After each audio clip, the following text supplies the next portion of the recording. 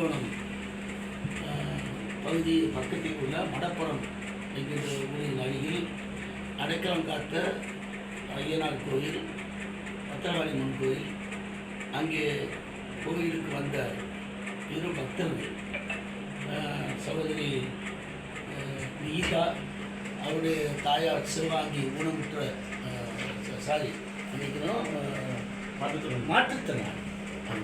அவங்க கோயிலுக்கு வந்திருக்காங்க. கோயிலுக்கு வந்து சாமி விட்டு போகும்போது அந்த காரை எடுத்து விட சொல்லியிருக்காங்க. அங்கே இருந்த காவலர், அந்த பகுதியிலே ஒப்பந்த அடிப்படையில் வேலை செய்கின்ற காவலர் தம்பி அஜித்குமார், எனக்கு கார் ஓட்ட தெரியாது, ஆகவே இன்னொரு பையனை விட்டு காரை ஓட்ட சொல்லி கொண்டு விட்டு வந்திருக்காங்க. ஆனால் அவங்க அந்த கோயிலுக்கு வர்றதுக்கு முன்னால் ஒரு ஆஸ்பத்திரியில் போய் செக் பண்ணிட்டு வந்திருக்காங்க. அந்த ஸ்கேன் எடுத்துருக்காங்க. அப்போ நகையெல்லாம் கழுத்தி வச்சுட்டு ஸ்கேன் எடுத்துகிட்டு வந்திருக்காங்க. அங்கே நகையை விட்டுட்டு வந்தாங்களா என்னெல்லாம் தெரியாது. ஆனால் இங்கே வரும்போது அவங்க நகை இல்லாமல் தான் வந்திருக்காங்க. வந்து உள்ளே போய் சாப்பிட்டு வந்தோடனே நகையை காரணம் சொல்லி கம்ப்ளைண்ட் கொடுத்தாங்க. அப்போ கம்ப்ளைண்ட் கொடுக்கும் பொழுது அங்கே இருக்கின்ற மடப்புறம் காவல் நிலையத்துள்ள காவலர்கள் ஒரு நபரை அங்கே இருந்து இந்த வண்டியை எடுத்து கொண்டு போய் சொன்ன அந்த தம்பி அஜித்குமார் என்கிற தம்பியை அவர் பிடிச்சி கொண்டு போய் எங்கே வச்சு போலீஸ் ஸ்டேஷனில் போய் கேஸ் போடணும். ஒரு திருடனாக இருந்தால் கேஸ் போடுவாங்க. கேஸ் போட்ட பிறகு முறையாக அவர் மேலே நடவடிக்கை என்ன எடுக்குன்னு கேட்குவாங்க. அதை விட்டுட்டு அவங்க எங்கெல்லாமோ கூப்பிட்டு போய் கிட்டத்தட்ட 3-4 இடங்களில் கொண்டு போய் அவர் துன்புறுத்தி அடித்து, எப்படி ஜெய்பீம் படத்தில் வருமோ அந்த போல ஒரு காட்சி பார்த்தீங்கன்னா, அந்த படத்தை காட்சி கூட பார்த்து அவ்வளவு கொடூரமான முறையில் அந்த பையனை தாக்கி கிட்டத்தட்ட 5-6-7 பேர் சேர்ந்து ஒரு நபரை அதை தாக்கி அந்த பையனை இன்றைக்கு கொன்று அவரை வெளியே கொடுத்துருக்கிறார். இது ஒரு லாக்அப் டெத் முறையாக இந்த காவல்துறை என்பது அங்கே இருக்கின்ற மடப்புறம் ஸ்டேஷனில் கொண்டு போய் வச்சு இந்த கேஸை முறையாக பதிவு பண்ணிட்டு இவங்க பண்ணியிருந்தாங்கன்னா அதை அங்கே வச்சு விசாரிக்கணும். அதை விட்டுட்டு இப்படி அடித்து கொள்கிற அளவுக்கு இவங்க இவ்வளோ எதிர்த்து பண்ணாங்க. இந்த பெண்மணி ஏற்கனவே இவங்களுக்கு வேண்டிய ஒரு நபர் போலீஸ் அதிகாரியாக இருக்கின்ற காரணத்தினால் அவர் மூலமாக இந்த குற்றச்சாட்டு கொடுக்கப்பட்டு இன்றைக்கு இவ்வளவு பயங்கரமான முறையில் தாக்குதல் நடத்தி அவரை துன்புறுத்தி கொண்டிருக்கின்றார்கள். பார்த்தீங்கன்னா அதை மறைக்காங்க.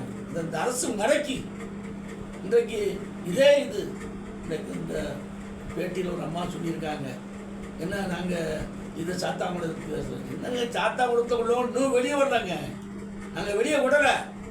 இன்னைக்கு வரைக்கும் உள்ள தண்டனை அனுபவிச்சுட்டு தான் இருக்காங்க. யாருக்கும் ஜாமீன் கொடுக்கல. அந்த அளவுக்கு என்னுடைய ஆட்சி ஒரு நீதியாகவும் நேர்மையாகவும் அந்த எடப்பாடியார்கள் நடத்தினார்கள். ஆனால் இன்றைக்கு இந்த குளறுபடியான ஆட்சியிலே, இன்றைக்கு ஸ்டாலினுடைய குளறுபடியான ஆட்சியிலே சொல்லப்போனால் ஒரு ஊனமுற்ற ஆட்சின்னு தான் சொல்ல வேண்டும். அந்த அளவுக்கு மோசமான ஆட்சி. அவர்கள் இந்த 4 ஆண்டுகளில் மட்டும் லாக்அப் டெத்து 24 பேர் இறந்துருக்காங்க. ஸ்டாலினுடைய ஆட்சியில் இந்த 4 வருஷத்தில் 24 பேர் இறந்துருக்காங்க. என்ன பண்ண? இதே சாத்தாவளத்துக்கு நீ வந்து பார்த்திய வந்தீங்கள, இவ்வளோ படம் காட்டினீங்க. ஆனால் இன்னைக்கு இத்தனை ஆண்டில் இவ்வளோ 4 ஆண்டில் 24 பேரை கொண்டிருக்கீங்க. எந்த வீட்டுக்காக யாருக்காக போயிருப்பீங்களா? நீங்கள் போய் பார்த்து நீங்கள் உங்களுக்கு அனுமதி வச்சுருப்பீங்களா? உதவி பண்ணியிருப்பீங்களா? ஒன்றுமே கிடையாது. இன்னைக்கு இந்த மூலத்தரமான ஆட்சி, இந்த கொடூரமான முறையில் அதிகாரிகளால் அவங்களால தான் பண்ணியிருக்காங்க. அவங்களுடைய தூண்டுதல் பேர் தான். யாரை கைது பண்ணியிருக்காங்க? ஒரு 5 பேர்த்த பொறுப்பாக 5 பேர்த்த கைது பண்ணியிருக்காங்க. அவ்வளோதான். சும்மா ஏமாத்துற பட்சத்தில் அவங்களுக்கும் நீங்கள் சரியான போல என்ன இதுவுமே இது பண்ணலை. ஆனால் அந்த எடப்பாடி ஆட்சியில் உடனே உள்ளே பிடிச்சி போட்டு அவன் தண்டனை உள்ளே வச்சாச்சு. கொலை வழக்கு பதிவு பண்ணோம் அவன் மேலே. ஆனால் இவங்க இன்னைக்கு வரைக்கும் அவங்க மேலே எந்த விதமான கொலை வழக்கும் இது பண்ணலை, தடுக்காங்க. யார் தடுக்கா? திமுகவுடைய மாவட்ட செயலாளரா, அல்ல அங்குள்ள நிர்வாகியா, அல்ல அங்குள்ள அமைச்சரா? யார் தடுக்கா? ஏன் ஸ்டாலின் அரசு இது முறையாக செயல்பட வேண்டாமா? நீ செயல்படலை. இல்லை 4 வருஷத்தில் 24 டெத்து வராத, 24 டெத்து வந்திருக்கு. எவ்வளோ ஒரு கொடூரமான செயல். இன்னைக்கு அந்த பையன் அஜித்குமார் இன்றைக்கு துடிதுடிக்க அனுபவிக்கிறார். நீங்கள் ஜெய்பீம் படம் பார்த்தீங்கன்னா அதில் ஒரு கேரக்டர் வரும்.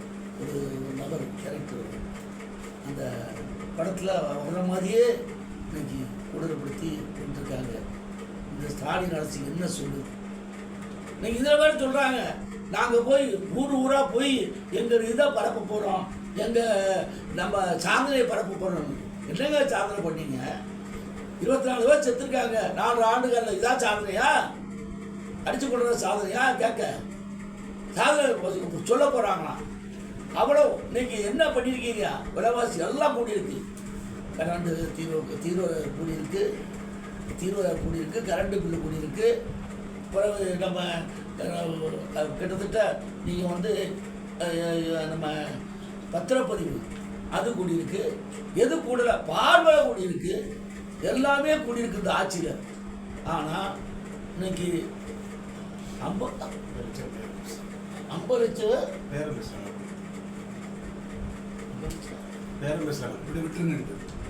இந்த பையனுக்கு ரோடு அநியாயம்னா 50 லட்ச ரூபா தாரண்டாங்க. யார் சொல்கிறா 50 லட்சம் தாருன்னு? போலீஸ் அதிகாரியும் அந்த திமுகவுடைய மாவட்ட செயலாளரும் திமுக பொறுப்பாளர்களோடு சொல்கிறா, கூப்பிட்டு பேசுகிறான். ஒரு நாடார் கல்யாண மண்டபத்தை வச்சு அவங்க பேசுகிறாங்க. நான் 50 லட்ச ரூபா தரேன், நீ இது பண்ணுங்க. எவ்வளோ ஒரு மோசமான தனம் பாருங்க. எங்கேயா இந்த ஆட்சி, எங்கள் ஆட்சியில் இவெல்லாம் இதில் புரட்சியில் எம்ஜிஆர் ஆண்டாங்க, புரட்சியில் அம்மா ஆண்டாங்க, அண்ணன் எடப்பாடி ஆண்டாங்க. இந்த பொற்கால ஆட்சியில் ஏதாவது இப்படி ஒரு பிரச்சனை உண்டா?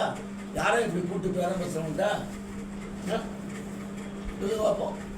இன்னைக்கு 24 பேர் இறந்துருக்காங்க. இன்னைக்கு ஒன்று சேர்த்து 25 பேர் ஆச்சு ராக்கெட்டு. இதுதான் இவங்களுடைய சாதனை, திமுகவுடைய சாதனை. என்ன பண்ணிட்டாங்க? மக்களுக்கு இன்னைக்கு ஒன்றும் சரியாக கூட செய்யலை. அதோட அடிச்சுட்டு அவனுக்கு படிப்பு நோய் இருக்கும் அப்படிங்காங்க. எவ்வளோ காயம் இருந்திருக்கு பாருங்க. 18 காயம் அவன் மேலே, இந்த பையன் மேலே 18 காயம் இருக்குது. கண்ணில் பார்த்தீங்கன்னா மிளகாப்பொடி தூக்கியிருக்காங்க, ஆசிரவாயில் மிளகாப்பொடி தூக்கியிருக்காங்க, இறந்த இடத்துல மிளகாப்பொடி தூக்கியிருக்காங்க, குடிக்க கொடுத்துருக்காங்க, காதில் ஊற்றிருக்காங்க. எவ்வளோ கொடூரமான செயல் பாருங்க. யாருமே செய்யாத ஒரு சாதனையை இன்னைக்கு ஸ்டாலின் அரசு செஞ்சிருக்கு. உண்மையிலே மக்கள் பார்த்து கொண்டு தான் இருக்கிறார்கள். வருகிற 2026 தேர்தலில் கண்டிப்பாக மக்கள் இதுக்காக பாடம் போட்டுவார்கள். அது எந்த மாற்று கருத்து கிடையாது. நீங்கள் எவ்வளவுதான் சுற்றுப்பயணம் பண்ணாலும் சரி, எவ்வளவுதான் சுற்றி அலைஞ்சாலும் சரி, நீங்கள் வெற்றி பெற போவதில்லை. கண்டிப்பாக நீங்கள் வெற்றி பெற போவதில்லை. என்ன பண்ணியிருக்கீங்க? ஒன்றுமே செய்யல. மக்களுக்கு அதிக வரி கொடுத்துருக்க, வரி பண்ணிடுச்சு. அதனால் மக்கள் இன்றைக்கு தெளிவாக இருக்கின்றார்கள். 2020 பொற்கால ஆட்சி தந்த நம்முடைய மரியாதைக்குரிய மாண்புமிகு அண்ணன் எடப்பாடி அவர்கள் மீண்டும் முதலமைச்சராக வருவார்கள் என்பதில் எந்த விதமான ஐயப்பாடும் இல்லை என்பதை தெரிவித்துக் கொள்கிறேன். நன்றி. இந்த வழக்கு விசாரணை நேர்மையாக நடக்காட்டா அதிமுக சார்பில் எதுவும் போராட்டங்கள் எதுவும் உண்டா? கண்டிப்பாக இந்த வழக்கு விசாரணை எப்படி நேர்மையாக நடக்கும்? நேர்மையாக நடக்காத. இவங்க தான் வலிப்பு வந்ததுன்னு சொல்கிறாங்க அவனுக்கு, அந்த பையனுக்கு. அதனால இறந்தான்னு சொல்கிறான். 50 லட்ச ரூபா கொடுக்காங்க, 1 கோடி கொடுக்காம்பா. நிறைய பேர் பேசியிருக்காங்களே. இந்த அமைச்சர் வந்து பேசியிருக்காரு, முட்டுக்கருப்பு சேகர் பாபா இல்லை, பெரிய கருப்பன் ஒரு அமைச்சர். அவர் வந்து நடக்கிறதா ஏதோ நடந்துட்டு யாரு சொல்றாரு, நடக்கிறதா ஏதோ நடந்துட்டு அப்படி பேசுறாரு ஒரு அமைச்சர். அப்படி பேசுறாரு. எப்படி இருக்கு பாருங்க. அப்படிப்பட்ட ஒரு அவல நிலை இருக்கின்றது. இது வந்து நீதிமன்றம் சொல்லி பார்த்தீங்களா?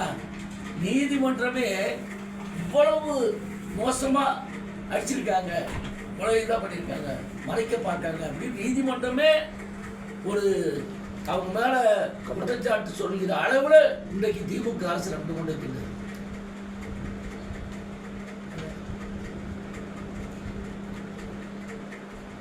கேட்கிறாரோ? சிபிஐக்கு மாற்றப்பட்டிருக்கிறது என்றால் அதற்கு முழு காரணம் என்னுடைய மரியாதைக்குரிய முன்னாள் முதலமைச்சர் பொதுச்செயலாளர் எடப்பாடியாருடைய அறிவிப்பின் போராட்டத்தின் அறிவிப்பின் காரணமாக இன்றைக்கு சிபிஐக்கு மாற்றப்பட்டுள்ளது. எப்படி எடப்பாடியார் அவர்கள் உடனடியாக அவர்களுக்கு கொலை வழக்காக அந்த வழக்கை மாற்றி தண்டனைக்குள்ள உட்படுத்துவதற்கு என்னென்ன ஆவணங்கள் செய்தார்களோ அதுபோல இந்த அரசு செய்ய வேண்டும். ஆனால் அரசு மௌனம் காக்கிறது, ஸ்டாலினுடைய அரசு மௌனம் காக்கிறது. அதனால் இன்றைக்கு சிபிஐ மாற்றிட்டாங்க. அது கோர்ட்டுடைய ஒரு அனுமதி, கோர்ட்டுடைய தனியின் பேரில் இன்றைக்கு சிபிஐக்கு மாற்றிருக்காங்க. எங்களுடைய அண்ணன் எடப்பாடி அவர்களும் முழு முயற்சி எடுத்ததனால் இன்றைக்கு சிபிஐக்கு வழக்கு மாற்றப்பட்டுள்ளது. இவர்களுக்கு முறையான முறையில் தண்டனை கிடைக்க வேண்டும். எப்படி நம்ம சட்டாளருக்கு அவங்களுக்கு தண்டனை கிடைக்குதோ அதே போல் இவங்களுக்கு முறையான முறையில் தண்டனை கிடைக்க வேண்டும். அது பார்த்திங்கன்னா அந்த எஸ்ஐபி படத்தில் அதை காட்டுவாங்க. அவங்கள பல முறை நான் பார்த்துருக்கேன் அந்த படம். அதுபோல் முறையாக அது முறையாக தண்டனை கிடைக்க வேண்டும். அப்பொழுதுதான் நம்முடைய தமிழ்நாட்டில் காவல்துறையுடைய மதிப்பு உயரும். இப்படி மோசமாக இருந்தால் ஒரு காவல்துறைக்கும் மக்களுக்கும் இருக்கிற தொடர்பு விட்டுவிடும், அத்துப்போகும். காவல்துறை மேல் நம்பிக்கையே இல்லாமல் போய்விடும். ஒரு ஒரு இந்த இதை சரியாக முறை செயல்படுத்தாவிட்டால் கண்டிப்பாக அந்த எடப்பாடியார் அவர்கள் அறிவித்து நாங்கள் போராட்டத்தை நடத்துவோம் என்பதை நம்முடைய தெரிவித்துக் கொள்கிறேன்.